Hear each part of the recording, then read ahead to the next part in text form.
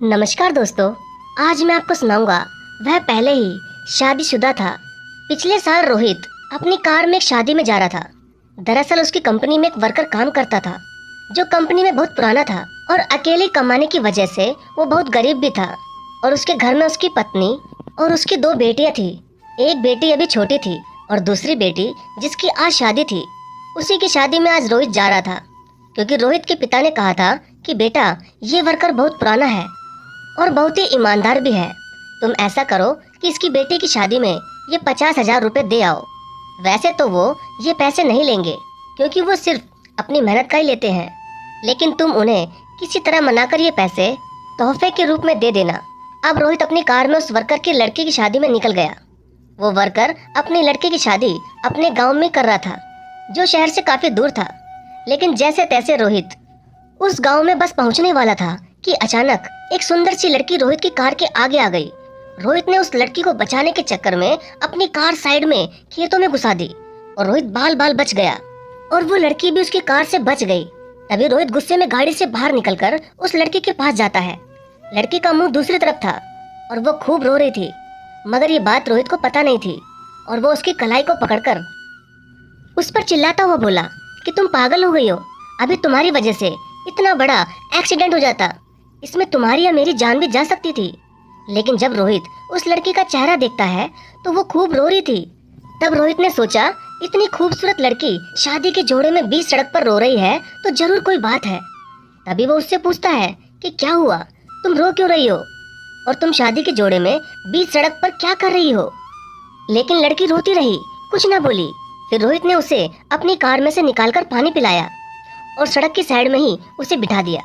फिर आराम से उससे पूछा कि अब बताओ तुम्हारे साथ क्या हुआ। उसने कहा, मैं एक लड़के से प्रेम करती थी और आज हमारी शादी भी थी, पर वह लड़का पहले से ही शादीशुदा है और उससे पहले भी किसी और से एक शादी करके उसे तलाक दे चुका है। मुझे ये सब मालूम नहीं था, लेकिन जब मुझे पता चला तो मैं पागल सी हो गई और अब मुझे अपने आप से भी घिन आ रही है कि मैंने ऐसे लड़के से सच्चा प्यार किया जो कि इतना गंदा है। इसलिए मैं अपने घर से भाग गई और अब मैं मरना चाहती हूँ। ये कहकर वो लड़की बहुत ही ज्यादा रोने लगी। तभी रोहित उसे अपना रुमाल देते हुए बोला कि मैं नहीं जानता कि आप कौन हो, लेकिन इतनी सी बात पर यूं मरना ठीक नहीं। आजकल का जमाना ही ऐसा है। आपने पहले बिना सोचे समझे ही उस गलत लड़के से प्यार कर लिया, फिर जब आपको धोखा मिला तो अब आप मरना चाहती हैं। आपने ये भी नहीं सोचा कि आपके बाद आपके माता पिता का क्या होगा। वो तो जीते जी मर जाएंगे और दुनिया वाले उन्हें ताने दे देकर ही मार देंगे। इसलिए आपको ऐसे लड़के को भूलकर एक नई जिंदगी शुरू करनी चाहिए। आप तो इतनी खूबसूरत है, आपसे तो कोई भी शादी कर लेगा। रोहित की ये सारी बातें सुनकर वह लड़की सब कुछ समझ गई और फिर उसने रोहित को धन्यवाद कहते हुए कहा कि आपने तो मेरे जीवन की सोच ही बदल दी। तभी रोहित हल्की सी स्माइल देते हुए बोला कि मुझे अच्छा लगा कि तुम्हें मेरी बात समझ आ गई। अब चलो, मैं तुम्हें तुम्हारे घर छोड़ दूं, फिर मुझे भी किसी शादी में जाना है। तभी कार चलाते समय रोहित बस उस लड़की को ही देखे जा रहा था। वह लड़की बिल्कुल ही उदास बैठी हुई थी। तभी रोहित उससे बात करता हुआ पूछता है कि आपका नाम क्या है। लेकिन वो लड़की कुछ नहीं बोली, बस उदास ही बैठी रही। फिर रोहित बोला, सॉरी, मुझे आपका नाम नहीं पूछना चाहिए था। तब थोड़ी देर में उसने कहा, प्रतिभा मेरा नाम है। रोहित बोला, वाह, आपका नाम तो बहुत अच्छा है, लेकिन क्या आप बिल्कुल नहीं हंसती। प्रतिभा जी, प्लीज थोड़ा हंस दीजिए। जो गया उसे जाने दीजिए, जो आ गया वो आपके सामने है। तभी प्रतिभा रोहित की तरफ देखती है तो रोहित कहता है, मेरा मतलब है मैं नहीं, कोई तो आएगा ही ना आपकी जिंदगी में जो आपसे सच्चा प्यार करेगा और जीवन भर आपका ही रहेगा। ये सुनते ही प्रतिभा जोर जोर से रोहित की तरफ देखकर हंसने लगी और बोली, आपको कौन से गांव में शादी में जाना है। तो रोहित उसे उस घर का पता देता है जहां उसे जाना था। प्रतिभा पता देखकर फिर से खूब रोने लगी। रोहित समझ नहीं पाया कि पता दिखाते ही वो क्यों रो पड़ी। प्रतिभा रोती हुई बोली, ये तो हमारे ही घर का पता है। अब रोहित की भी आंखें नम हो गई। अब थोड़ी देर में रोहित प्रतिभा के घर पहुंच जाता है और कार से उतरते ही प्रतिभा खूब रोती हुई अपने माता पिता के गले से लिपट जाती है। पूरा माहौल एक मातम की ही तरह हो चुका था। तभी प्रतिभा के पिता अपने मालिक के बेटे रोहित को पहचान लेते हैं। रोहित प्रतिभा के पिता को समझाते हुए कहता है कि एक गद्दार आदमी के लिए क्यों रो रहे हो। फिलहाल आप खुद को और अपने परिवार को संभालिए प्लीज। तभी गांव के कुछ लोग प्रतिभा को ताने मारने लगे कि सारी गलती प्रतिभा की है, ऐसी लड़की से अब कौन शादी करेगा, इसका तो मर जाना ही अच्छा है। अब रोहित को और भी ज्यादा बुरा लग रहा था, क्योंकि प्रतिभा के साथ उनके माता पिता की भी सभी बेइज्जती कर रहे थे। प्रतिभा के माता पिता बहुत ही गरीब थे और उनका घर भी बहुत ही पुराना बना था। ये सब देखकर रोहित ने सोचा गरीबों के सब मजाक उड़ाते हैं। तभी रोहित ने सबके सामने चिल्लाते हुए कहा कि मैं करूंगा प्रतिभा से शादी। ये सुनते ही प्रतिभा के पिता बोले कि बेटा, आप ये क्या बोल रही हो, हम तो तुम्हारे नौकरों के बराबर भी नहीं। तुम इतनी बड़ी कंपनी के मालिक हो और मेरी बेटी से शादी करोगे, बड़े मालिक सुनेंगे तो क्या कहेंगे।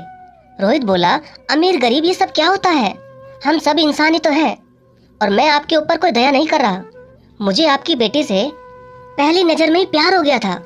ये तो मेरा अच्छा नसीब होगा कि जो प्रतिभा हाँ कह दे तो। रोहित की ये बातें सुनते ही सभी गांव वालों का मुंह बंद हो गया और आपस में बातें करने लगे कि इतनी बड़ी कंपनी का मालिक प्रतिभा से शादी करेगा। प्रतिभा और उसके पिता के तो भाग ही खुल गए। थोड़ी देर में रोहित ने अपने पिता को प्रतिभा की सारी बात बता दी। सब कुछ सुनते ही उसके पिता को उस पर गर्व होने लगा और बोला कि बेटा, प्रतिभा के पिता को बोलो कि शादी का मंडप जैसा है वैसे ही रहने दे। अगले हफ्ते ही तेरी और प्रतिभा की शादी उसी मंडप में होगी।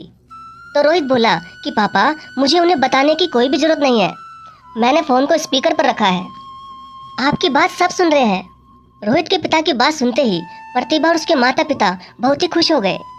तभी रोहित ने प्रतिभा के पिता को घर के अंदर ले जाकर 50,000 रुपए जबरदस्ती ही दे दिए और कहा, ये पैसे पिताजी ने आपको ही देने के लिए कहा था, प्लीज आपको मेरी कसम, आप मना मत करना। अब सब ठीक हो चुका था।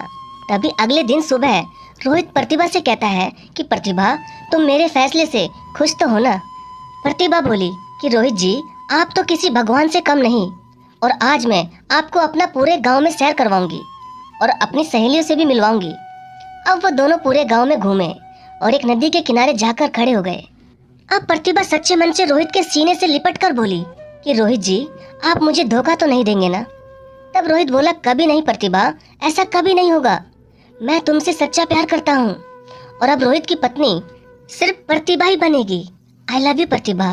ये सुनते ही प्रतिभा रोहित की बाहों में जिंदगी भर के लिए सिमट गई और प्रतिभा को एक सच्चा जीवन साथी मिल गया। धन्यवाद।